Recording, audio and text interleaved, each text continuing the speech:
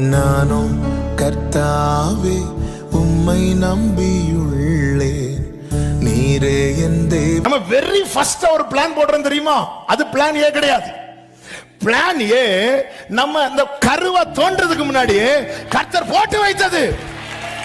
நான் நினைத்திருக்கிறபடியே நடக்கும்.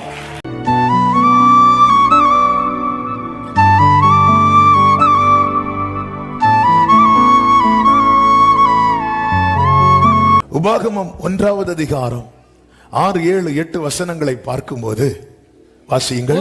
நம்முடைய தேவனாகிய கர்த்தர் நம்மோட சொன்னது என்னவென்றால், நீங்கள் இந்த மலை அருகே தங்கி இருந்தது போதும். நீங்கள் திரும்பி பிரயாணம் புறப்பட்டு எமோரியர் மலைநாட்டிற்கும் அதற்கு அடுத்த எல்லா சமனான வெளிகளிலும் குன்றுகளிலும் பள்ளத்தாக்குகளிலும் தென் திசையிலும் கடலோரத்திலும் இருக்கிற கானானியின் தேசத்துக்கும் லீபனோனுக்கும் ஐப்ராத்து நதி என்னும் பெரிய நதி வரைக்கும் போங்கள்.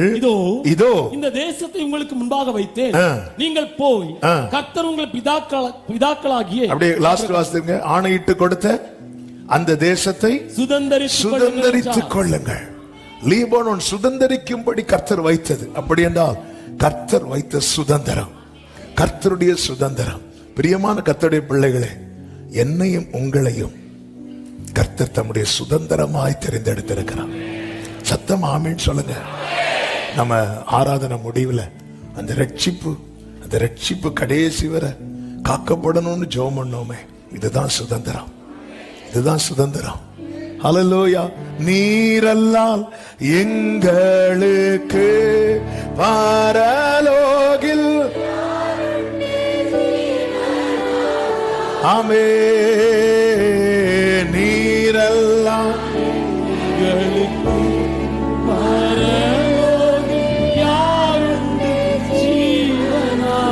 வலது கரத்தை உயர்த்தி கண்களை ஏறெடுத்து, நீர் நன்றி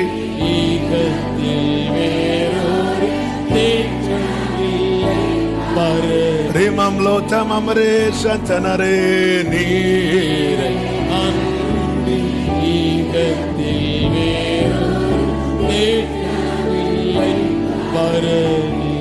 பிரசங்கமா கேட்கிறவங்க எப்படி வேணாலும் இருந்து கேட்டுருங்க. ஆனா இது எனக்கான ரேமான்னு கேட்கிறவங்களோடு இன்னைக்கு சில காரியங்களை கர்த்தர் பேச விரும்புகிறார். ஆமென் சொல்லுங்க பார்க்கலாம்.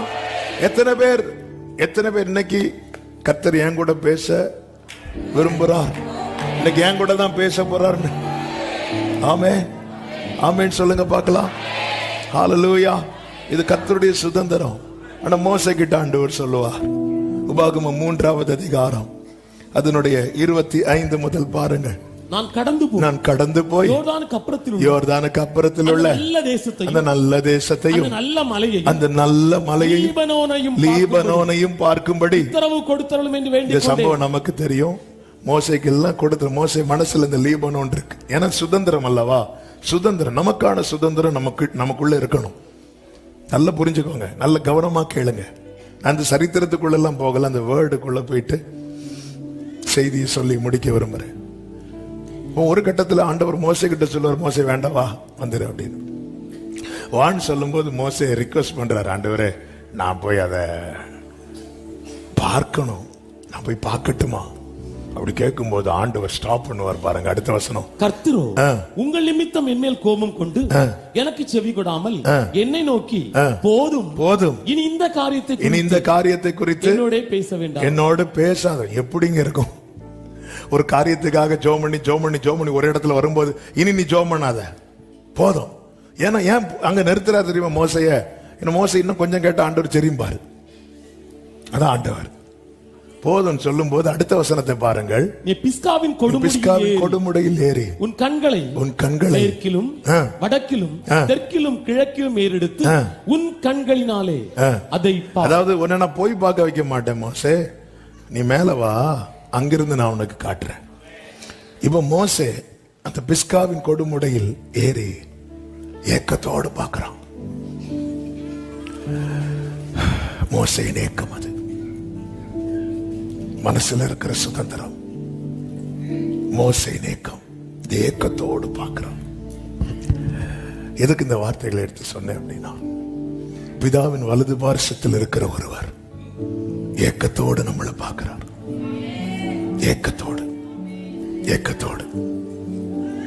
எப்படி மோசே ஏக்கத்தோடு இந்த லீபனோனை பிஸ்காவின் கொடிமுடியில் ஏறி இப்படி பார்த்தாரோ, அதே போல அவருடைய இரத்தத்தால் சம்பாதித்த அவருடைய சுதந்திரமாகிய லீபனோன் யாரு? நானும் நீங்களும் தான்.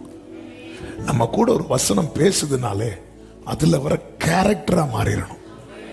அப்படி மாறி பழகுங்க, அப்பதான் பைபிள் இன்ட்ரெஸ்டா இருக்கும். புஸ்தக சுருளில் என்னை குறித்து எழுதப்பட்டிருக்கிறது. இன்னைக்கு அநேகருக்கு பைபிள் ஏன் படிக்க பிடிக்க மாட்டேங்க தெரியுமா? அவங்க யாரோ பைபிள் ஏதோன்னு படிக்கிறது, சங்கீதத்தோட நிறுத்திடுவாங்க. ஏன்னா அது சின்ன சின்னதா இருக்கு, பார்க்க படிக்க நல்லா இருக்கு. அதுவும் நம்மளா சில சங்கீதத்தை செட் பண்ணி வைப்போம். தூங்குறதுக்கு முன்னாடி சங்கீதம் 4, காலையில் எழும்புனதும் சங்கீதம் சொல்லி தரணும். ஆமே, எங்கேயாவது போறோம்னா சங்கீதம் 91, 121 இப்படியே நம்மளா செட் பண்ணி வைப்போம். ஆமே, இல்ல தாவீது சொல்ற புஸ்தக சுருளில் என்னை குறித்து அவருடைய ஏக்கம். இந்த வசனத்தை ஏன் 100% நம்புறோம்? ஏன் நம்புறோம்னா எனக்கு தெரியும், ஒரு மோசையே லீபனோன மோசே சம்பாதிக்கல. ஆனா லீபனோனுக்காக மோசே நிறைய வெயிட் பண்ணார், நிறைய கிரயம் கொடுத்தார். இல்ல வந்துட்டு திடீர்னு வா மேல வந்து பாரு அப்படிங்கிறார். ஏமே, ஆனால் அவருடைய சுதந்திரம் என்று என்னையும் உங்களையும் ஏன் இவ்வளவு ஆணித்தரமா சொல்ல காரணம் என்ன தெரியுமா? நமக்காய் நம் ஆண்டவராக இயேசு கிறிஸ்து கொடுத்த கிரயம் கொஞ்சம் அல்ல. ஆமே, எனக்கு நல்ல, அதாவது உங்களுக்கு அறிமுகமானவங்க எத்தனை பேர் அப்படின்னு கேட்டா நிறைய பேர். வீட்டில் ஒரு ஃபங்க்ஷன் வரும்போது தான் தெரியும், ஐயோ இன்னாருக்கு கொடுக்கல, இன்னாருக்கு கொடுக்கல. 200 கார்டு 400 ஆகும், 400 கார்டு 600 ஆகும், 600 கார்டு 1000 ஆகும். வந்து நிக்கிறது 3000 பேர். அங்க வாங்க, மனசுல சொல்ல ஒண்ணு நான் கூப்பிடவே இல்லை, உனக்கு மட்டும்தான் நான் கூப்பிட்டேன். ஊரே கூட்டிட்டு தரது 10 ரூபா, ஆனா 10 பேர் வந்துட்டு. அறிமுகமானவர்கள் அநேகர். அந்த அறிமுகமானவர்கள்ல நமக்கு சொந்தங்கள் என்று சொல்லுகிறவர்கள்ல ஃபில்டர் ஆகும்ல. நமக்கு நெருங்கினவர்கள் வரும்போது இன்னும் ஃபில்டர் ஆகும். அப்படி வந்து பார்த்தா நம்ம ரொம்ப நல்லா இருக்கணும் அப்படின்னு நினைக்கிறவங்க எத்தனை பேர் இருப்பாங்க? நம்ம நல்லா இருக்கிறத பார்த்து பழகின எத்தனை பேர் கட் பண்ணி இருக்கிறாங்க? ஆனா உங்களுக்கு ஒரு நற்செய்தி சொல்லவா? நீ வறண்டு இருப்பதை கொஞ்சமும் விரும்பாத ஒரு கர்த்தர் பரலோகத்தில் இருக்கிறார். நீ கஷ்டப்படுவதை கொஞ்சம் ஆமேன் சொல்றவங்க சும்மா இருக்க மாட்டாங்க. ஆமேன் சொல்லுங்க பார்க்கலாம். கைகளை உயர்த்தி சொல்லுங்க, நான் என் நேசருடையவன், அவர் பிரியம். நல்ல கவனமா கேளுங்க. அதனாலதான் சொல்றார், இந்த லீபனோன் செழிப்பான வயல்வெளியாகும், செழிப்பான வயல்வெளியாகும். சபிக்க வந்த பிழையாம் சொல்றான், ஏய் இஸ்ரவேலை ஆசீர்வதிப்பதே கர்த்தருக்கு பிரியம். அதான் அவருக்கு பிரியம். பிரியம் நன்மை செய்யறதுல அவர் அவ்வளவு சந்தோஷமா இருக்கிறாராம். ஆண்டவருக்கு என்ன பிடிக்கும் தெரியுமா? ஆமே, எந்த தகப்பனுக்கும் என்ன பிடிக்கும் அப்படின்னா தன் பிள்ளைய தோள் மேல தூக்கி வைக்க. தகப்பனுக்கு மட்டும்தான் அது பிடிக்கும். தோல்ல கை போட்டு நடக்க நிறைய பேர் இருப்பாங்க, ஆனா தோல்ல தூக்கி வைக்கிறதுக்கு தகப்பனுக்கு மட்டும்தான் பிடிக்கும். தகப்பனுக்கு மட்டும்தான் முடியும். தகப்பனை மட்டும்தான் பிள்ளை நம்பும். என் பொண்ணு ஃபர்ஸ்ட் பொண்ணு ஜாஃபியா 1.5 வயசு 2 வயசுக்குள்ள இருக்கும்போது நாகர்கோயில் ஒரு பார்க்ல அவளை ஃபர்ஸ்ட் டைம் கூட்டிட்டு போறேன். கூட்டிட்டு போய் அதுல ஸ்லைடு இருக்குல்ல, அதுல அப்படி தூக்கி மேல வச்சுட்டு கையெடுத்துட்டேன். சர்ன்னு சரிக்கு வாரா. ஃபர்ஸ்ட் டைம்னால அவ பயந்துட்டா. பயந்து நான் அப்படி கை வச்சு தூக்கிட்டேன். 2வது வாட்டி வச்சேன், தூக்கிட்டேன். இப்போ அவளுக்கு அந்த பயம் போயிட்டு இப்போ அவளுக்கு அது திரும்ப திரும்ப டாடி அகைன் அகைன் அகைன்.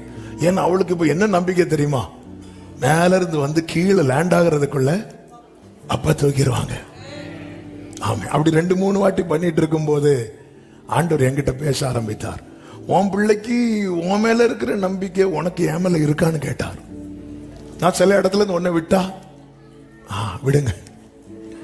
ஆவே சில இடத்துல பழக்க வைக்கிறதுக்கு ஆண்டவர் அப்படிதான் பண்ணுவார். அந்த இடத்துல வரும்போது அந்த கை இல்ல ஃபர்ஸ்ட் அட்டெம்ப்ட்ல நான் மட்டும் தவற விட்டுருந்தேன்னு வைங்களேன், அடுத்து அப்பாடா அப்பாடான்னு சொன்னாலும் அப்பாடான்னு சொல்லிட்டு போயிடுவாப்ல.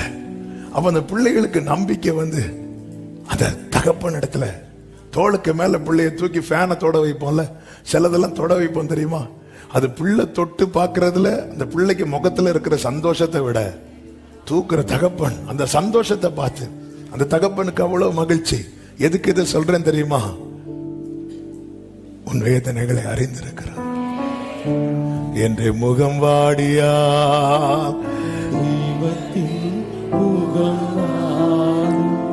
ஜீசஸ் சிலுவையிலே நேசகுமாரன் துடித்த போது பிதாவாகிய தேவன் தம்முடைய இருதயத்தை கிழிப்பதின் அடையாளமாக மகா பரிசுத்த ஸ்தலத்தை மூடி இருந்த திரைச்சீலை மேலிருந்து கீழாக இரண்டாக கிழிக்கப்பட்டது. தூதர்கள்லாம் கெத்செமனே தோட்டத்தை கவர் பண்ணி நிக்கிறாங்க. ஹல்லேலூயா.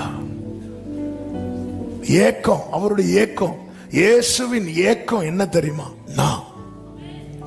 நம்முடைய ஏக்கம் இயேசு இப்படி மாறிடணும். இயேசுவின் ஏக்கம் யாருன்னா நாம, நம்முடைய ஏக்கம் இயேசுவா மாறணும். இப்படி ஒரு மாற்றம் சபைக்கு வருவதாக சத்தமா ஆமென் சொல்லுங்க பார்க்கலாம். லீபனோன் கொஞ்ச காலத்துல லீபனோன் செழிப்பான வயல்வெளியா மாறணும்னா இப்போ லீபனோனுடைய கண்டிஷன் என்ன?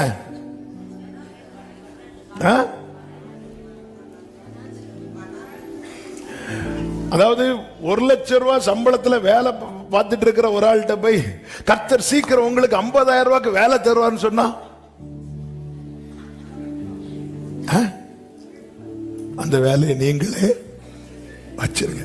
நல்ல வேலையில இருக்கிற ஒருத்தன் போய் கர்த்தர் ஒரு தீர்க்க தரிசனமா ஒன்று பேச விரும்புகிறார், என்ன சொல்லுங்க, கர்த்தர் உனக்கு வேலை தருவார்.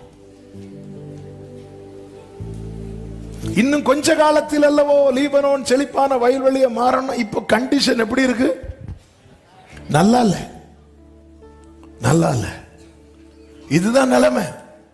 ஆனா நான் என் வாழ்க்கை நிலைமையை பார்த்து எனக்காக ஏங்குகிற ஒருவர் பரலோகத்தில் இருக்கிறார். அவர்தான் பேசுகிறார். எனவேதான் பிழையா வாசியுங்கள். எண்ணாகமம் 24வது அதிகாரம் 1வது வசனம். இஸ்ரவேலை ஆசீர்வதிப்பது, இஸ்ரவேலை ஆசீர்வதிப்பது கர்த்தருக்கு பிரியம் என்று பிலேயாம் கண்டபோது அவன் முந்தி செய்து வந்தது போல நிமித்தம் பார்க்க போகாமல் வனாந்திரத்துக்கு நேராக தன் முகத்தை திருப்பி தன் கண்களை ஏறெடுத்து. அவர் 6வது வசனத்தை வாசிங்க. அவைகள் பரவி போகிற ஆறுகளைப் போலவும். 5:5 இருந்து வாசிங்க. யாக்கோபேவின் கூடாரங்கள், இஸ்ரவேலின் வாசஸ்தலங்கள் எவ்வளவு அழகானது. எதை பார்த்து பேசுறான்? ஆல்ரெடி நம்ம இந்த வார்த்தையை சில வாரங்களுக்கு முன்பதாக தியானிச்சதுனால அது ரொம்ப போகல. வனாந்திரத்தை பார்த்து பேசுறான். ஏன்னா ஆண்டவருடைய பிரியத்தை பார்க்கிறான். இன்னைக்கு இப்படி இவன் வனாந்திரத்தில் இருக்கிறான், இருக்கட்டும், அப்படி நினைக்கிறவரே கிடையாது. இவன் கண்ணீர்ல இருக்கிறானா, இருக்கட்டும், அப்படி நினைக்கிற ஒரு தேவனை அல்ல நான் ஆராதிக்கிறது. என் அழுகையை சந்தோஷமாய் மாற்றுகிறவர், என் புலம்பலை ஆனந்த களிப்பாய் மாற்றுகிறவர், என் துக்கத்தை எத்தனை பேர் நாமேன்னு சொல்லுவீங்க? ஹல்லேலூயா. ஆனா இப்பொழுதைய லீபனோனின் நிலை என்ன தெரியுமா? அதுதான் அதே 29வது அதிகாரத்துல இப்படி சொல்லப்பட்டிருக்கிறது. ஆமென். அதனுடைய 8வது வசனத்தை வாசிங்க. அது பசியா இருக்கிறவன் தான் புசிக்கிறதாக சொப்பனம் கண்டும் விழிக்கும் போது அது வெறுமையா இருக்கிறது போலவும் தாகமா இருக்கிறவன் குடிக்கிறதாக சொப்பனம் கண்டும் விழிக்கும் போது விடாய்த்து தவனத்தோடு இருக்கிறது போல இருக்கிறதா. கவனிங்க, பாக்குறீங்களா? பசியா இருக்கிற வீட்டுல சாப்பாடு கிடையாது. நைட்டு தூங்கும் போது ட்ரீம் என்ன தெரியுமா? நல்லா சாப்பிட்டு பிரியாணி எல்லாம் சாப்பிட்டு போதும் இதுக்கு மேல சார் ஒரு பழம் இல்ல, அந்த கேப்ல பாயசம் குடிச்சிட்டேன். இப்படி சொப்பனம் கண்டு கண் விழிக்கும் போது திருப்பிய வீட்டுல ஒண்ணுமே இல்லை. ஐயோ ஒண்ணே இல்லைன்னு சொல்லிட்டு திருப்பி கண்ணை மூடின அந்த சொப்பனம் வருமா?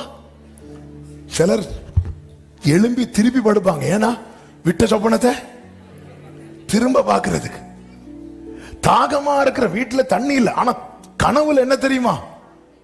தண்ணியில குடிக்கிறது என்ன, குளிக்கிறது என்ன, ஆனா விழிக்கும் போது அதே தாகம். சர்ச்சில் இருக்கும்போது வார்த்தை வரும்போது இப்போ பானையில எண்ணெய் குறையல, மாவு குறையல. ஆமேன். வீட்டுல போனா எத்தனை பானை எடுத்து மாத்தி வைக்கணும், எத்தனை பானை எங்க போடுவோம், ஐயோ இவங்க வந்த 2 பானை தூக்கிட்டு போயிருவாங்களே, பிளான் எல்லாம் பயங்கரமா இருக்கும். வீட்டுல போய் பார்த்தா இதான் நிலைமை. வார்த்தை கேட்கும் போது, ஆகஸ்ட் ஜெபத்துல ஒவ்வொரு வார்த்தையை கேட்கும் போது இப்போ கொடி எடுத்து எங்க நாட்டுறதுக்கு இடத்தை பார்த்துட்டு இருக்கிறோம். ஆமென். ஆனா ரியாலிட்டி, என்னுடைய தரிசனங்கள் எல்லாம் நான் திருப்தியா இருக்கிறது போல இருக்கிறது. ஆனா நான் இருக்கிறதோ, எனக்கு வருகிற ரேமா, எனக்கு வருகிற தரிசனம், எனக்கு வருகிற சொப்பனம் எல்லாமே பார்த்தா, யோசேப்பு கண்ட சொப்பனம் என்ன, தலைவர் மட்டும் மேல மீதி எல்லாரும் கீழே. அடுத்த நாள் என்ன, யோசேப்பு கீழே மீதி 10 பேரும். என்ன ஆண்டவரே இது, நான் கண்ட சொப்பனம் என்பது நான் சாப்பிட்டு திருப்தியா இருக்கிறேன், மீதி எல்லாரும் சாஷ்டாங்க விழுந்து கிடக்குறாங்க. இப்ப எல்லாருக்கும் முன்னாடி நான் விழுந்து கிடக்குறேன். விழுந்து கிடந்துட்டு சொப்பனம் சொல்லும் போது எப்படி சொல்லியிருப்பார் யோசேப்பு? அதாவது, நான் நேற்று ஒரு சொப்பனம் பார்த்தேன், நீங்க எல்லாரும் என்ன வணங்கிட்டு இருந்தீங்க, இப்ப குழியில தூக்கி போட்டுட்டு இவங்க 10 பேர் பார்க்கும் போது உள்ள, அண்ணா அண்ணா பிளீஸ், ஏதோ சொப்பனம் பார்த்துலாம் பிளீஸ். இதான் நிலைமை. அவன் என்னாண்டவரே, அப்ப இதெல்லாம் வெறும் சொப்பனமா? இதெல்லாம் வெறும் சொப்பனமா? இங்கதான் ஆண்டவர் சபைக்கு சொல்ல விரும்புகிற வார்த்தை. 14வது வசனம். ஆதலால் இதோ இதோ நான் அற்புதமும் ஆச்சரியமுமான பிரகாரமாக இந்த ஜனங்களுக்குள்ளே சத்தமா ஆமென் சொல்லுங்க பார்க்கலாம். அவர்களுடைய ஞானிகளின் ஞானம் கெட்டு அவருடைய விவேகிகளின் விவேகம் மறைந்து போகும் என்று ஆண்டவர் சொல்லுகிறார். அதன் அர்த்தம் என்ன? நம்முடைய ஞானம் எல்லாம் இதுல ஒண்ணுமே கிடையாது. கர்த்தருடைய செயல் எந்த இடத்துல, அதாவது எந்த ரேஞ்சுக்கு கொண்டு வந்து விடுறார் தெரியுமா? அதனுடைய 10வது வசனத்தை வாசிங்க. கர்த்தர் உங்கள் மேல் கனநித்திரையின் ஆவியை வர பண்ணி உங்கள் கண்களை அடைத்து, கண்ணை அடைச்சு கொண்டு விட்டுறார். நான் இந்த சரித்திரத்துக்குள்ள போகல, நான் இந்த வார்த்தைகள் ஆவியானவர் பேசுனது அப்படியே உங்கள்கிட்ட சொல்லிட்டே இருக்கிறேன். அதாவது நேற்று வரை எனக்கு ஞானம் இருந்துச்சு, என் ஞானம் வெளிப்பட்டுட்டே இருந்து, என் விவேகம் வெளிப்பட்டுட்டே இருந்து, இதை காரியத்தை இப்படி பண்ணும், அதை அப்படி பண்ணும், இதை அப்படி பண்ணும் அன்று பார்த்துட்டே இருந்தார். கண் அடைச்சிட்டாரு. கண் அடைச்சிட்டுனா என்ன தெரியுமா? இப்போ அடுத்து என்னங்க செய்யணும் தெரியாது, தெரியாது, தெரியாது. நேற்று வரை என்ன செய்யணும் ஒரு ஞானம் தட்டிட்டே இருந்து, என் ஆண்டவர் ஒரு காரியத்தை செய்யணும்னு நினைச்சிட்டாருன்னா அந்த மகிமைய வேற ஒருவரும் எடுக்க விட மாட்டார்.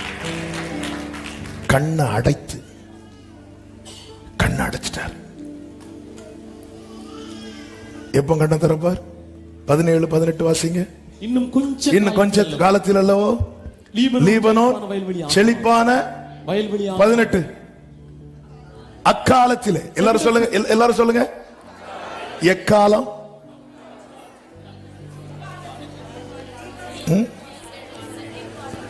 அந்நிய பாஷை பேசக்கூடாது இப்போ. எக்காலம், அக்காலம் எப்போ வரும்? கொஞ்ச காலத்துல. ஆமென் சொல்லுங்க. அக்காலத்திலே செவிடர் புஸ்தகத்தின் வசனங்களை கேட்பார்கள். அடுத்த வார்த்தை, குருடரின் கண்கள் இருளுக்கும் அந்தகாரத்துக்கும் நீங்களாகி சத்தம் ஆமென் சொல்லுங்க பார்க்கலாம். அதன் அர்த்தம் அவர் செய்து முடிக்கிறது வரைக்கும் எனக்கு உனக்கு என்ன தெரியாது, தெரியாது. நம்ம ஞானம் இருக்குல்ல, அது கெட்டு போக பண்ணிடுவார். ஆண்டவரே நான் ரொம்ப யோசித்தேன். ஆண்டவரே நீ ரொம்ப யோசிக்க கூடாது. நான் உன்னை அழைக்கப்பட்ட அழைப்பை பார், ஞானிகளை வெட்கப்படுத்தும்படி வைத்து. இது நீ ஏன் மறக்கிற? ஒரு இடத்துல, அதாவது சில இடத்துல நமக்கு முன்னாடி ஞானிகள் வெட்கப்படும் போது நம்ம என்ன நினைச்சிட்டு இருக்கோம் தெரியுமா? அவங்கள விட ரொம்ப ஞானி நினைச்சிட்டு இருக்கோம். இல்ல, நம்ம ஞானி நினைச்சா நம்மளை வெட்கப்படுத்த இன்னொரு பைத்தியத்தை கொண்டு வருவார். யாரையோ வெட்கப்படுத்த நம்மளை கொண்டு வந்தது போல. ஆமென், ஹல்லேலூயா. கழுதைக்கு பின்னாக நடந்த சவுலை கொண்டு வந்தார். சவுல் கொஞ்சம் நிமிர்ந்ததும் ஆட்டுக்கு பின்னாடி நடந்து தாவீதை கொண்டு வரார். அப்படிதான் தேவனுடைய செயல். அப்படிதான் இன்னொரு ராஜா இன்னொரு இடத்துல அப்படி இல்லை, கழுதைக்கு பின்னாடி நடந்து சரி ஆட்டுக்கு பின்னாடி நடந்தவனை தூக்கும். இப்படிதான் வெட்கப்படுத்துவார் ஆண்டவர். மகா ரூபவதியான வஸ்திய தள்ளி ரூபவதியான ரூத், சாரி எஸ்தர், ரூபவதி. வஸ்தியை குறித்து எப்படி சொல்லப்பட்டிருக்கிறது? மகா ரூபவதி. எஸ்தர் யாரு? ரூபவதி. அவ்வளவுதான். அதை விட வேற அழகான யாரும் இல்ல. அதனால ராஜா எல்லாம் கூப்பிட்டு வர முடியாது. நம்மளை விட்ட வேற யாரு இல்ல. கீழான ஆளதான் கூப்பிட்டு வருவார். அவர் சின்னவனை 1000 ஆக்குனார்னா சிறியவனை பலத்த ஜாதி ஆக்குவார். அதனாலதான் ஆண்டவருக்கு முன்னாடி சைலண்ட் ஆயிரணும். ஞானிகளுடைய ஞானம் கெட்டு நம்ம நினைக்கிறது கிடையாது. 99 வயதுல ஆபிரகாம் சொல்லுகிறான், 99 வயதானவனுக்கு பிள்ளை பிறக்குமோ? அதன் அர்த்தம் என்ன? கர்த்தருடைய வார்த்தையை தன்னுடைய பலத்தோடு ஒப்பிட்டு பார்க்கிறான். இல்லை, 90 வயதான சாராளுக்கு, சாராளின் கற்பம் செத்ததல்லவா, பிள்ளை பிறக்குமா? எப்பவுமே வார்த்தையை நம்மோடு ஒப்பிட்டு, அதாவது நான் பார்க்கிற சொப்பனம் என்ன? நல்லா சாப்பிட்டு திருப்தியா இருக்கிறது. என்னுடைய இப்ப நான் இருக்கிற நிலைமை என்ன? சாப்பாடே இல்லை. எதுக்கு இத ஆண்டவர் காட்டி தராரு தெரியுமா?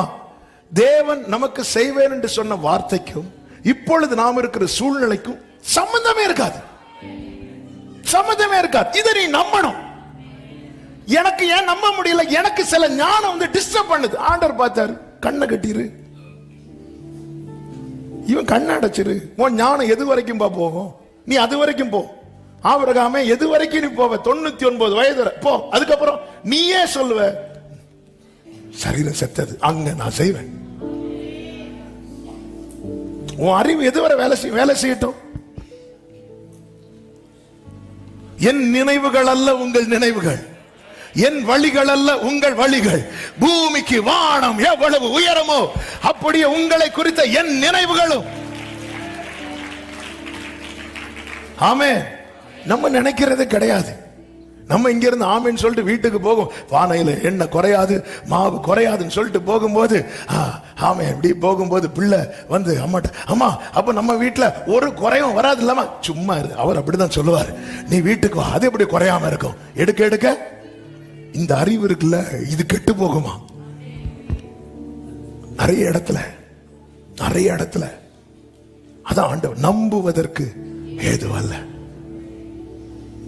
ஆமென். ஒரு குறிப்பிட்ட கிராமத்தை குறித்து ஒரு செய்தி படித்தேன். கொரோனா நாட்களிலே பயமே இல்லாம அந்த பட்டணத்தார் வாழ்ந்தார்கள். அங்க ஒரு மரணமும் இல்லை, ஒரு பயம் கிடையாது. அவ்வளவு, அதாவது வேர்ல்டே ஸ்தம்பித்து பயந்து தங்களை அடைத்துக் கொண்டு மறைவிடங்களில் ஒளித்திருக்கிறது போல ஒளித்துக் கொண்டு பக்கத்து ரூமில் இருக்கிற ஒய்ஃபை போன் பண்ணி கூப்பிட்டு, ஹலோ எப்படி இருக்க?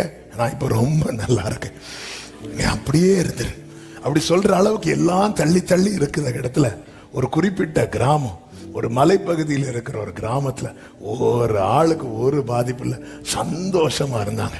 அப்போ அதை விசாரிக்க ஒரு ரிப்போர்ட்டர் போய் கேட்கும் போதுதான் செய்தி அறிந்தார் என்னவென்றால் அங்க ஒரு வீட்டிலையும் டிவி கிடையாது.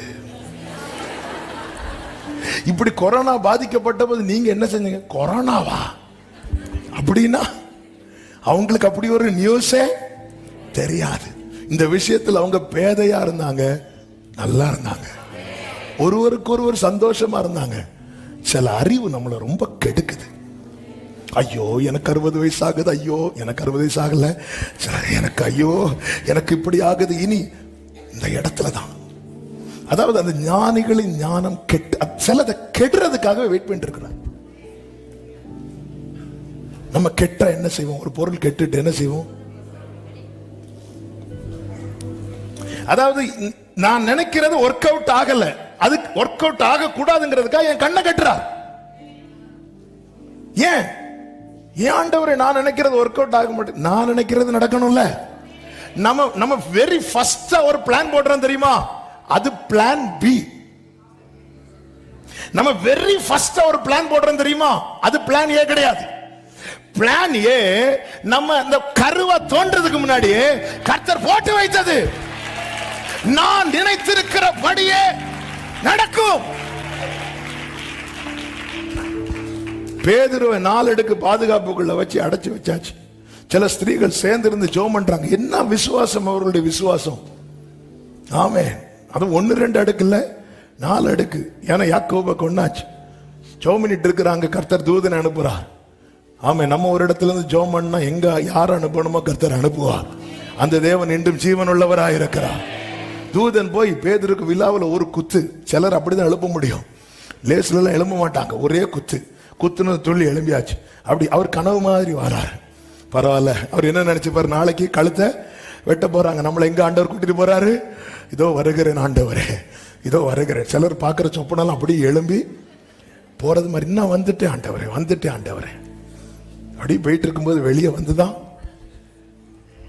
நம்மளுக்கு அப்படி இருக்கும்போது நேரம் ஓடி போறார். அங்க என்ன நடக்கு, வீட்டுக்குள்ள ஜெபம் நடக்கு. இவர் போய் கதவை தட்டுறாரு. தட்டும்போது ஒரு ஸ்திரீ ஓடி வரா. அவ பேர் என்ன தெரியுமா, ரோதை. ஓடி வந்து, யாரு? நான் தான் பாஸ்டர் பீட்டர் வந்திருக்கிறேன். இவ சந்தோஷத்துல கதவை திறக்காம உள்ள வர. அதாவது இன்னொரு லாக்கு கூட போட்டுட்டு நேரம் வந்து அங்க லீடர்கிட்ட சொல்றாங்க, சிஸ்டர் சிஸ்டர் சிஸ்டர், இப்படி நம்ம ஜோமன்னால பேதர் வந்திருக்காங்க. நீ சும்மா இருப்பியா? பேதருவாவது என்ன ஒரு விசுவாசம்! அப்ப நினைவு சொல்லுது இது நடக்காது. ஆனா ஜெபம் பண்ணிட்டு இருக்கிறோம் நிறைய காரியத்துக்கு. நம்ம நினைவு இதெல்லாம் எங்க நடக்குது? நீ இங்க இருந்து ஜெபம் பண்ணுவியா, அவர் அங்க கொடி ஏத்துவாராம். இதெல்லாம் நம்ம நினைவு நிறைய சொல்லுது, நிறைய சொல்லுது. ஆண்டவர் சொல்லு, இதெல்லாம் கெட்டு போகும் பாரு. நீயே உன்னை பைத்தியமா ஃபீல் பண்ணுவ. அப்படி ஒரு செயலை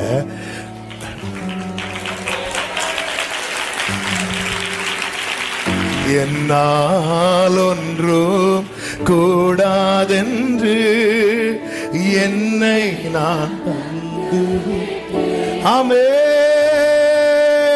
உம்மால் எல்லாம் கூடும், உம்மை நான் நம்பி உள்ளேன். எல் ஷடாய், எல் ஷடாய்,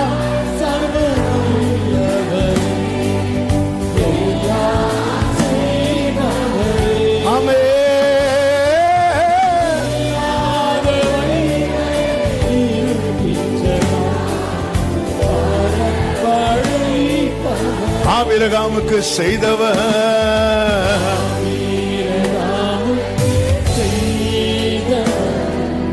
எனக்கும் ஆமே.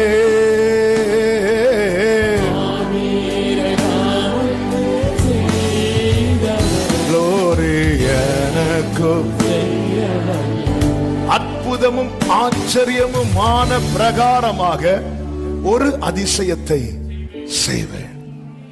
அற்புதமும் ஆச்சரியமும், அதாவது தேவனுடைய செயல்கள் எல்லாமே அப்படிதான், எல்லாமே அப்படிதான்.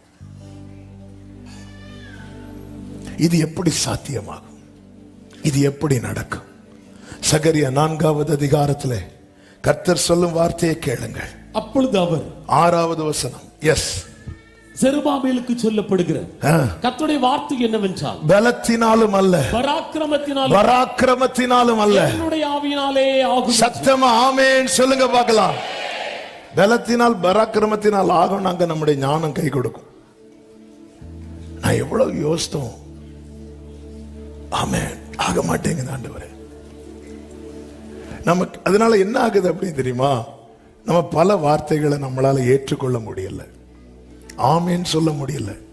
பாருங்க, மரியாள் இடத்துல கர்த்தர் தம்முடைய தூதன் கேப்ரியலை அனுப்பும் போது கேப்ரியல் சொல்ற, நீ கர்ப்பவதியாகி ஒரு குமாரனை பெறுவாய், அவருக்கு இயேசு என்று பெயரிடுவாயாக என்று லூக்கா 1வது அதிகாரத்தில் சொல்லும் போது மரியாள் என்ன கேட்கிறாங்க? 34வது வசனம், அதற்கு மரியாள் தேவதூதனை நோக்கி, இது எப்படி ஆகும்?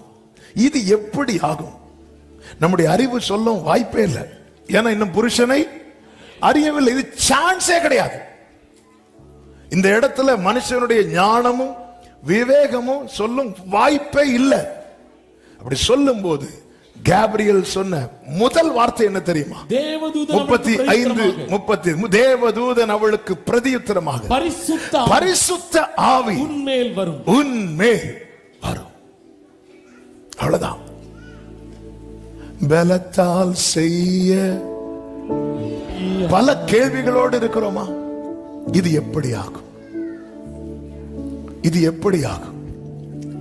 அதாவது மகனுக்கு ஒரு கிளாஸ் தண்ணி கூட கொடுக்க திராணி இல்லாத நிலை வந்தபோது ஆகார் பிள்ளையை ஒரு செடி கீழே படுக்க வைத்துக் கொண்டு தள்ளி போய் அழுதாள்.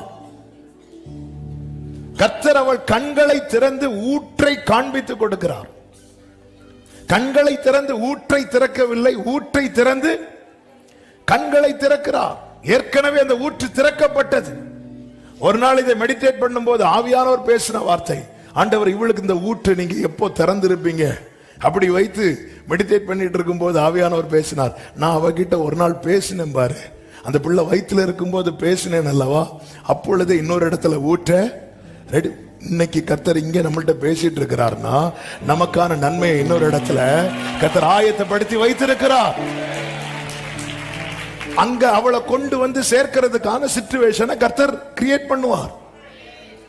நம்ம என்ன நினைக்கிறது? சாராள் ரொம்ப மோசம், சாராள் ரொம்ப நல்லவங்களா இருந்திருந்தா அந்த ஊற்றை நீ பார்த்திருக்க மாட்டேன். இந்த பெனினால் ரொம்ப மோசம், பெனினால் ரொம்ப நல்லவளா இருந்திருந்தா நீ சர்ச்சுக்கு வந்திருக்க மாட்ட. எல்கானா கொடுத்ததை வச்சு தின்னு இல்ல. சிலரை ரொம்ப மோசம் நினைக்கிறோம் தெரியுமா? அதெல்லாம் சிலருக்கு ஆண்டவர் அப்படித்தான் கான்ட்ராக்ட் கொடுத்து விட்டுருப்பார், நமக்கு தெரியாது. அதனாலதான் கர்த்தர் அப்படியே பெயர்சபா வனாந்திரத்திலே அவள் அலைந்து திரிந்து ஒரு அம்பு எய்யும் தூரத்துல போய் உட்கார்ந்து இருந்து ஓன் அழும்போது ஆண்டவர் ஏழுற அப்படிங்கிறார். அவளுக்கு பதிலே இல்லை. ஆண்டவர் கண்ணை திறக்கிறார். கண்ணை கட்டிட்டாரு. அடுத்து என்னன்னு தெரியலையா? அப்படி ஒரு நிலைமை கொண்டு வந்துட்டார் அவங்கள. இன்னும் கொஞ்ச காலம் என் வாழ்க்கையில கர்த்தர் ஒன்றை செய்ய போகிறது கொஞ்ச காலம் பக்கத்துல வந்துட்டு என்பதின் அடையாளத்துல ஒன்று என்ன தெரியுமா? என் கண்ணை கட்டுறது. ஆமே ஹல்லேலூயா. நான் எவ்வளவோ யோசித்து பார்த்தேன், வரல. எப்படி வரும்? யோசித்து பார்த்து வந்ததெல்லாம் தானே இவ்வளவு வாங்கி வச்சிட்டு இருக்கிறோம். ஒன்னு தெரியல ஆண்டவரே. உலர்ந்த எலும்புகள் நிறைந்த பள்ளத்தாக்கு நடுவில் எசேக்கியேலை கொண்டு போய் நிறுத்தி இந்த எலும்புகள் உயிரடையுமா? கர்த்தாவே நான் நிலையற்றவன், என் கால்களை ஸ்திரம். எனக்கு தெரியல. நம்முடைய ஞானத்தின்படி நிறைய பிளான் பண்றோம். நான் திருப்பி சொல்றேன், ஃபர்ஸ்ட் சர்வீஸ்ல இந்த வேர்டு சொல்லல, ஆனா கீழே போய் உக்காந்து இதை திருப்பி மெடிடேட் பண்ணும்போது ஆவியானவர் பேசின வார்த்தை, நீ ஃபர்ஸ்ட் ஒரு பிளான் போடுறல, அதுதானே நம்ம பிளான் ஏ அப்படிமோ.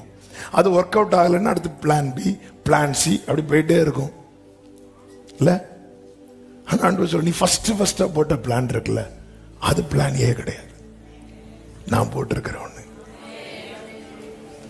என் ஆண்டவர் எவ்வளவு நல்லவர், நான் நினைத்திருக்கிறபடியே நடக்கும். அதனாலதான் நம்ம பிளான்லாம் ஒர்க் அவுட் ஆகலைன்னா புரிஞ்சுக்கோங்க, அது கூட மேட்ச் ஆகல.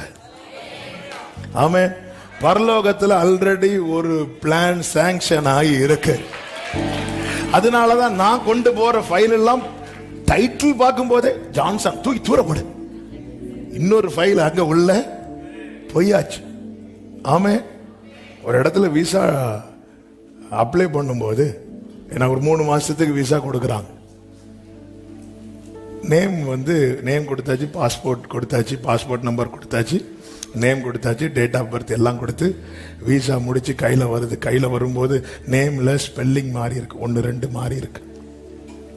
திருப்பி அப்ளை பண்ணலான்னு பார்த்தா 3 மாசத்துக்கு நீ ஒன்றும் பண்ண முடியாது. ஏன்னா மீதி எல்லாம் எப்படி இருக்கு? மேட்சா இருக்கு. ஆல்ரெடி பண்ணியாச்சு. விசா வந்துட்டு தான் வரும். அப்படி இருந்து பார்த்துட்டு இருக்க வேண்டியதான். ஏன்னா ஆல்ரெடி அது சாங்ஷன் ஆயிட்டு, ஓகே ஆயிட்டு, அப்ரூவ்டு ஆயிட்டு. அப்ரூவ் ஆன ஒண்ணு அதுக்கு மேல இன்னொன்னு கொண்டு வந்து போட்டு எடுக்கலான்னு பார்த்தா ரொம்ப ட்ரை பண்ணிட்டு இருந்த பாப்பான், இது ஆளையார் பாரு தூக்கு, வரும் ஏர்போர்ட்ல வரும்போதே இவனுக்கு இதே வேலையா போச்சு. ஆமென்.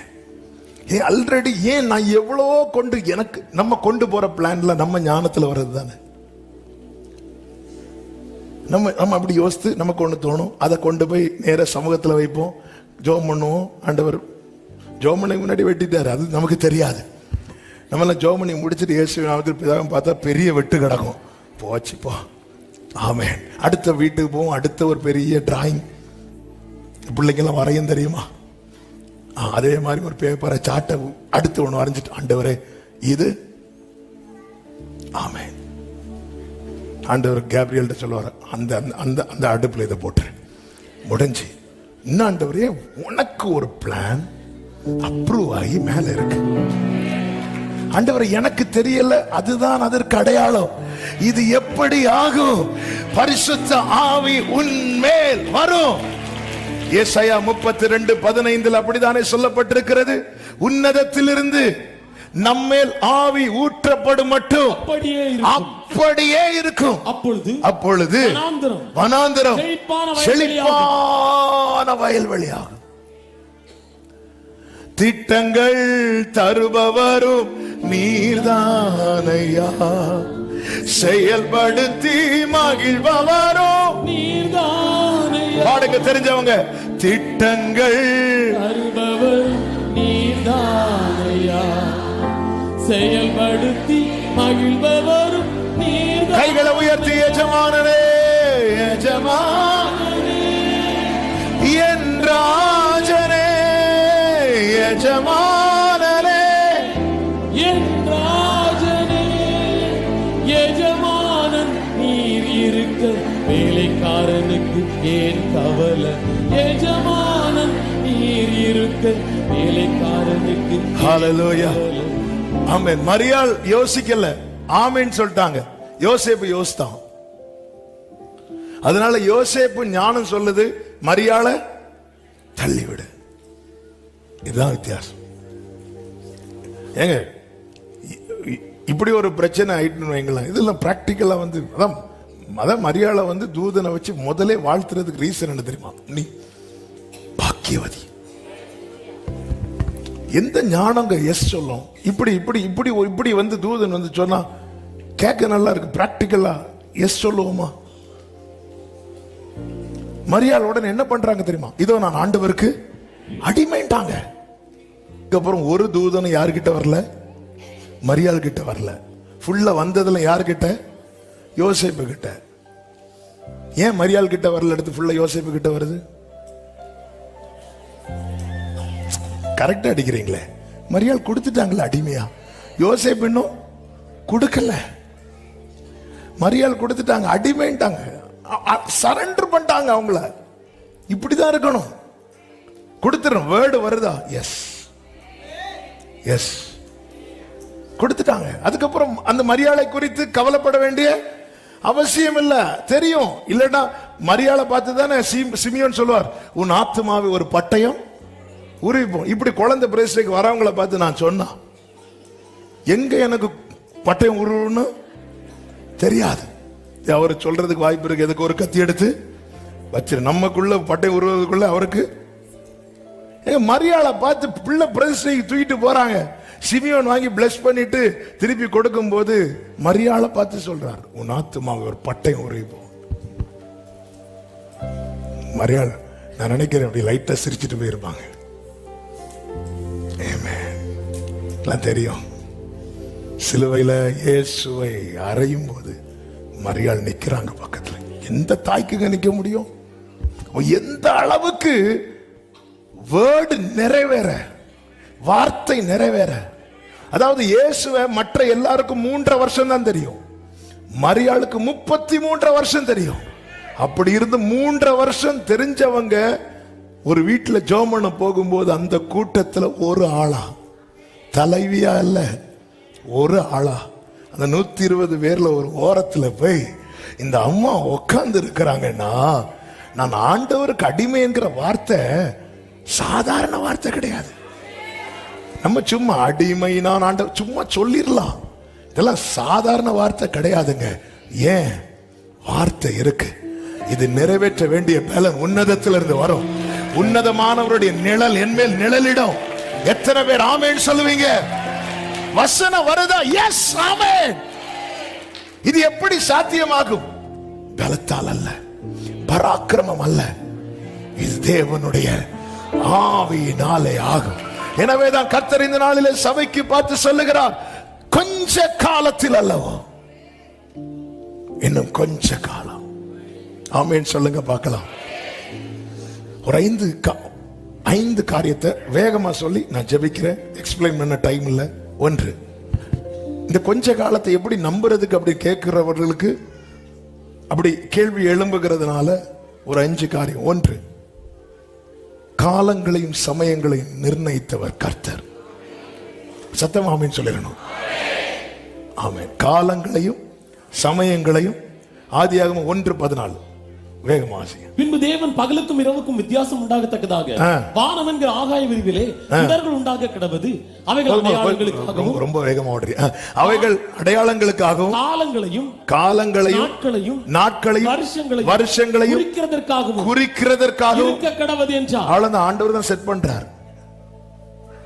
காலங்களையும் நாட்களையும் வருஷங்களையும் குறிக்கிறதற்காகவும் இருக்க கிடவது. நம்முடைய லைஃப்ல எல்லாத்தையும் செட் பண்ணி வச்சிருக்கிறார். அதாவது சவுல் சாமுவேலை தேடி வர்றதுக்கு ஒரு நாளைக்கு முன்னாடி சவுல்ட்ட ஆண்டவர் சொல்லுகிற வார்த்தை, சாமுவேல்ட்ட 1 சாமுவேல் 9:15-16 16வது வசனம், நாளை இந்நேரத்துக்கு பென்யமீன் நாட்டானாகிய ஒரு மனுஷனை உன்னிடத்திற்கு அனுப்பு. அது யாரு? சவுல். இந்த சம்பவம் நமக்கு நன்றாய் தெரியும். இதே போல இன்னொரு சம்பவம் வேதத்தில் சொல்லப்பட்டிருக்கிறது. நல்ல கவனிங்க.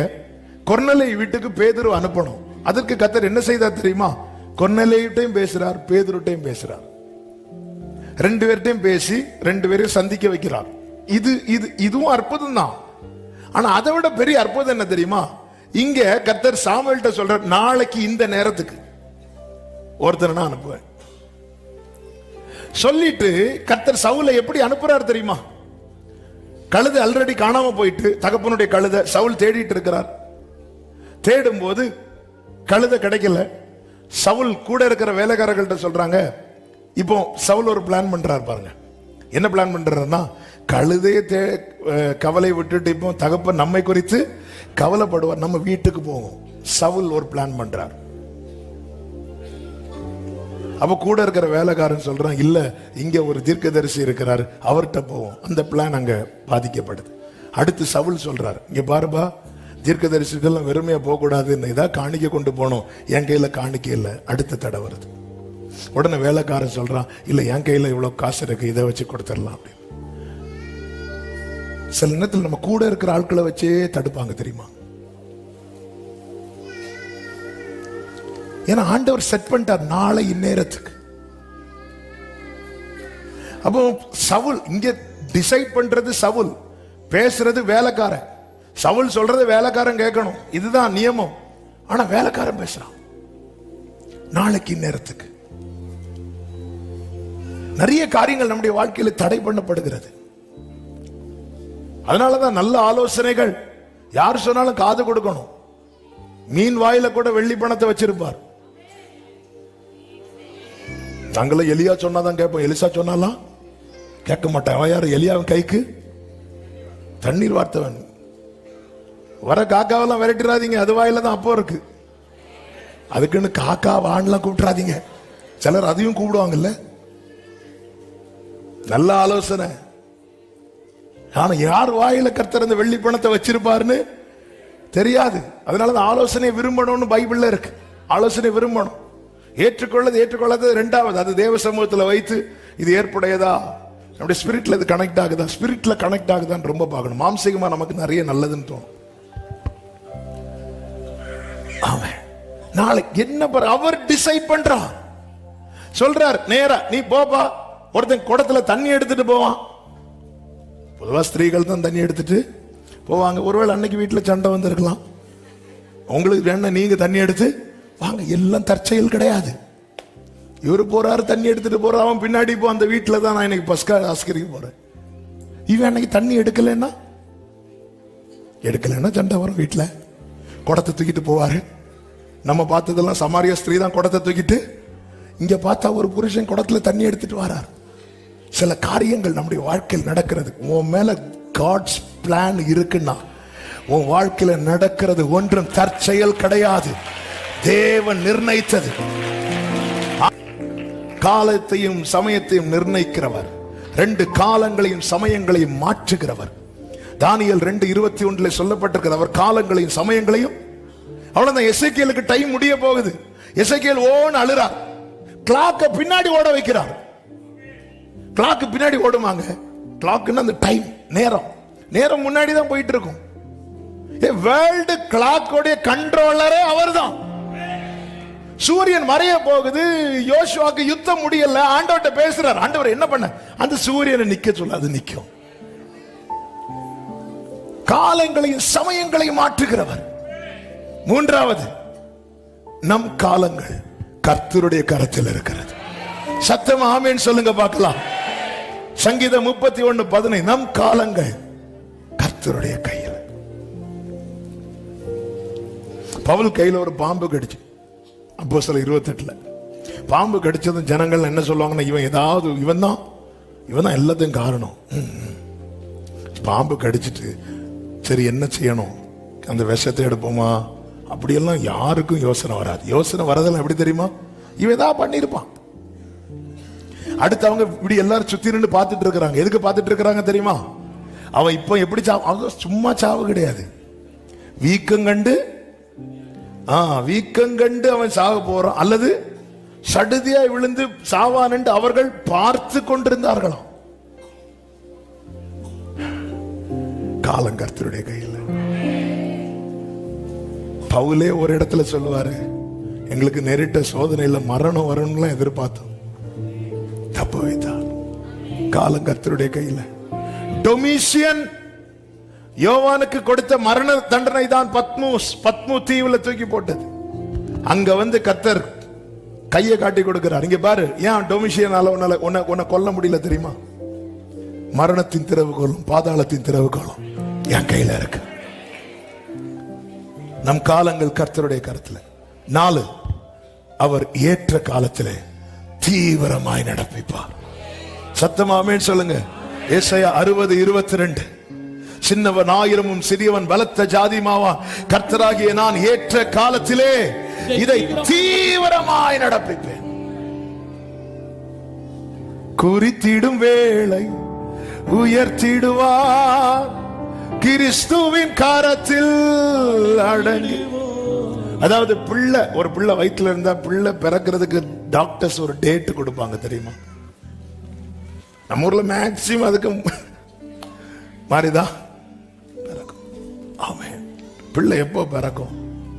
தேவன் கொடுத்த டேட்ல. நான் மியான்மர் போகும்போது ஒரு சாட்சி கேட்டேன். எனக்கு அவங்க புத்திர பாக்கியம் இல்லாம இருந்தாங்க. அவங்க நம்ம ஆன்லைன் பாக்குறவங்க பார்த்து அவங்க வந்து என்ன பண்ணாங்கன்னா, ஜோமணி ஆண்டவர் வந்து கற்பந்தரிக்க வைத்தார். கற்பந்தரிக்க வச்சு நேர போயாச்சு.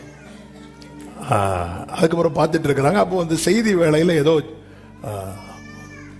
ஜூலை 7 அப்படி ஏதோ ஒரு வேர்டு வந்து வாயில வந்துட்டு அவங்க அதை ரேமாவை பிடிக்கிறாங்க. பிடிச்சி வச்சுட்டு அப்போ ஜூலை 7 தான் எனக்கு டெலிவரி அப்படின்னு சொல்லிட்டு அவங்க அதை வச்சு, அதான் சொல்றேன்ல, நம்ம அறிவுக்கு இடம் கொடுக்க வார்த்தை மேல என்ன வராது? நம்பிக்கை வராது.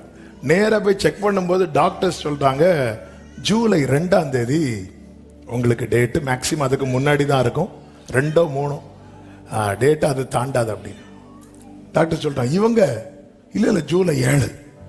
யாரு சொன்னா? இது அவங்கள்ட்ட சொல்ல முடியுமா? எங்கள்கிட்ட கர்த்தர் சொன்னார். அது இப்படி நாகர்கோயில் ஒருத்தர் சொன்னார், சொல்ல முடியுமா? இப்படி ஜூலை 7 அது இல்ல, கரெக்டா ஜூலை டாக்டர் கொடுத்த டேட் ஜூலை 1ஆம் தேதி ஆகுது. 2 3ஆம் தேதிக்கு முந்தின நாள் வரும்போது பெயின் வர ஆரம்பிச்சிட்டு, நேர பெயின் வந்துட்டுனாலே ஹாஸ்பிட்டல் தூக்கிட்டு போயிடுவாங்க. ஹாஸ்பிட்டலில் கொண்டு போயாச்சு. கொண்டு போயிருக்கிறான். டாக்டர் இப்படி சிரிக்கிறானாம். வா, எந்த டாக்டர் சொன்னார் ஜூலை 7? வா வந்து உக்கார். நேரா இருந்தாச்சு. பெயினாகி வெயிட் பண்ணி இருக்கிறாங்க. குழந்தை வரும்னு பார்த்தா பெயின் போயிட்டு டாக்டர் சொன்னாங்க வீட்டுக்கு போகணும். 7ஆம் தேதி வந்தாங்க டெலிவரி.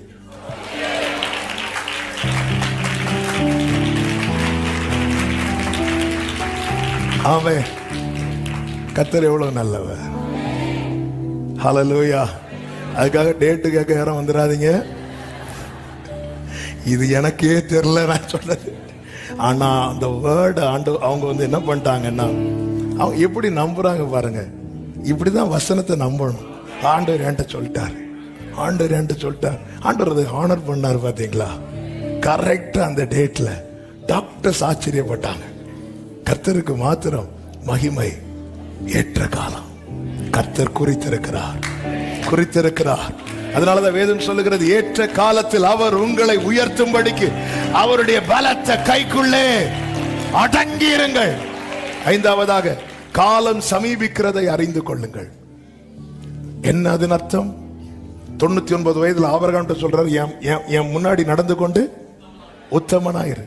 சீஷர்கள்ட்ட ஆண்டவர் சொல்றாரு, எருசலேமை விட்டு பிதா கொடுக்கிற வாக்குத்தத்தத்தை பெறும் வரைக்கும் நீ எங்கேயும் போயிடாத. அதன் அர்த்தம் என்ன? காலம் பக்கத்துல வந்துட்டு உன் வாழ்க்கையில சொல்ல வேண்டியதை சொன்னதெல்லாம் நிறைவேறதுக்கு நீ அங்க எங்கேயும் போயிடாத. என் சமூகத்துல நீ இருக்கணும், என் பார்வையில நீ இருக்கணும்.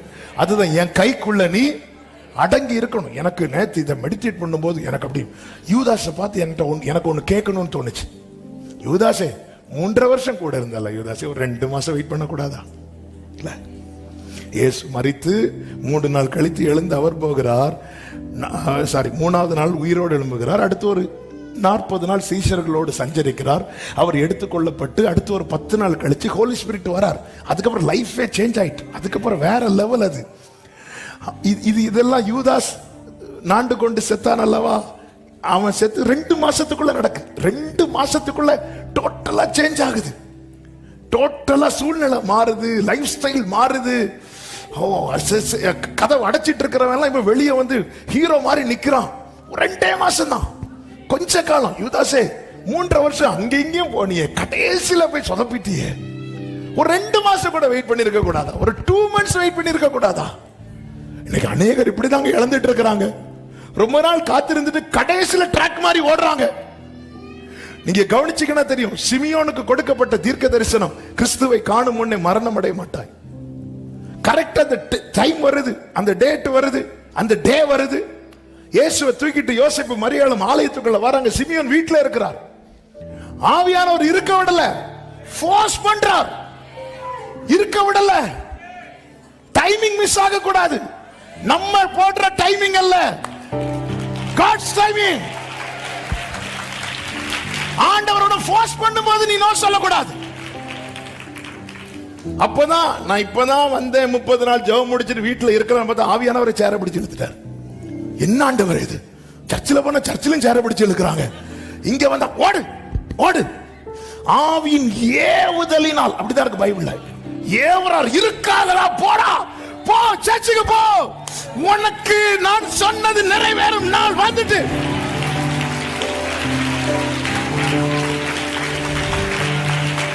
சிமியோன் பாரா அடி கைகளை வாங்கி, எங்க நீங்க இத்தனை வருஷம் காத்திருக்கிறீங்க, அது உங்க கையில வாங்கி உங்க கண்ணுல பாக்குறத கொஞ்சம் பார்க்க ஆரம்பிங்க. என் தேவன் பொய் சொல்ல மனிதர் அல்ல, மனமார் அவர் மனுபுத்திரன் அல்ல. அவர் சொல்லியும் செய்யாதிருப்பாரோ, அவர் வசனத்தும் நிறைவேற்றாமல் போவாரோ. சமூகத்தில் இருக்கணும், பார்வையில் இருக்கணும், பிரசனத்தை விட்டு விலகிடக்கூடாது. அதனாலதான் தாவீது சொல்ற, தீங்கு நாளில் என்னை கூடாரத்தில் மறைத்து அவர் உள்ளே வச்சிருக்க, இருப்பா எங்கேயும் போயிடாத, உட்கார்ந்துரு, டைம் வரும். எலியாவே போய் ஒளித்துக்கொள், நான் சொல்ற இடத்துல தான் இருக்கணும், என் பார்வையிலே இருக்கணும், பார்வையிலே இருக்கணும், பார்வையிலே இருக்கணும். வேலை வரும், வேலை வரும். ஆகாது என்று தள்ளின கல் அத்தனை கண்கள் காண அது தலைக்கல் ஆகும். இது கர்த்தராலே ஆகும். இது நம்முடைய கண்களுக்கு. ஆமென் சொல்லுங்க பார்க்கலாம். அன்று நம்மை பாட வைப்பா. இது கர்த்தர் உண்டு பண்ணின நாள், இதிலே களிகூர்ந்து மகிழ கடவோம். இன்னும் கொஞ்ச காலத்தில் அல்லவோ லீபனோன் செழிப்பான வயல்வெளி. எல்லாரும் கண்களை மூடி, ஆண்டவரே இதுவரை என்ன பிடிச்சு நிக்க வச்சுட்டீங்கப்பா, கடைசியில நான் ஓடிடக்கூடாது, கடைசியில ஓடிடக்கூடாது. நீங்க போதும் ஏசப்பா, உங்க சமூகம். ஒரு விஷயம், உங்க வலது கரத்தை உயர்த்தி இடது கரத்தை இருதயத்தில் வச்சு, ஆண்டவரே, நான் கேட்ட வார்த்தைக்கும் நான் இருக்கிற நிலைமைக்கும் சம்பந்தமே இல்லைன்னு உங்களுக்கு தெரியும். நான் பார்க்கிற தரிசனம்லாம் சாப்பிடுறது மாதிரி பார்க்கிறேன். ஆனா வீட்டுல அடுத்த வேலை நினைக்கும் போது நெஞ்செல்லாம் வலிக்குது. நான் என் வீட்டு நிலைமை வேற, இங்க வந்திருந்தா நீங்க பேசுறது வேற, சம்பந்தமே இல்லாம இருக்குப்பா. என் ஞானத்துக்கு எட்ட மாட்டேங்குதுப்பா. கண்ணை கட்டி காட்டுல விட்டது மாதிரி நிக்கிறேன்ப்பா. எப்படிப்பா நான் நம்ப? குருடரை அவர்கள் அறியாத வழியிலே நடத்து, தெரியாத வழியிலே கொண்டு வந்து அவர்களுக்கு முன்பாக இருளை வெளிச்சமாக்குவேன். இன்னைக்கு ஆண்டவர் ஒண்ணு எனக்கு தெரியும், சில உள்ளங்களோடு டைரக்டா ஆயிரங்கள் இருந்து கேட்டாலும் சிலர்ட்ட பர்சனலா, ஆமென், நீ கேட்கறதுக்கும் நீ இருக்கிற நிலைமைக்கும் சம்பந்தமே கிடையாது.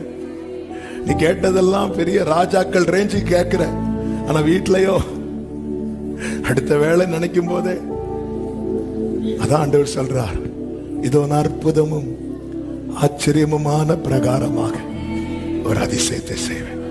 ஆண்டவரை, என் பலத்துல முடியாதுப்பா, உன் பலத்துல முடியாது, ஆனா என் நாவியினாலேயே.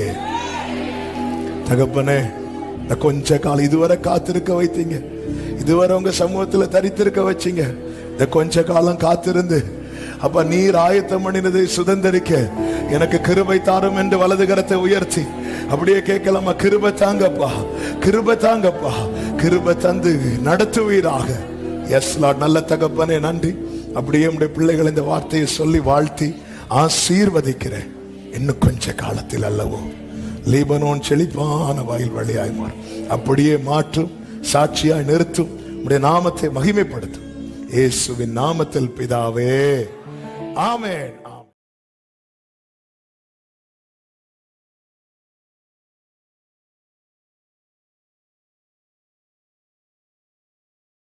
நானோ கர்த்தாவே உம்மை நம்பியுள்ளேன், நீரே என் தேவன்.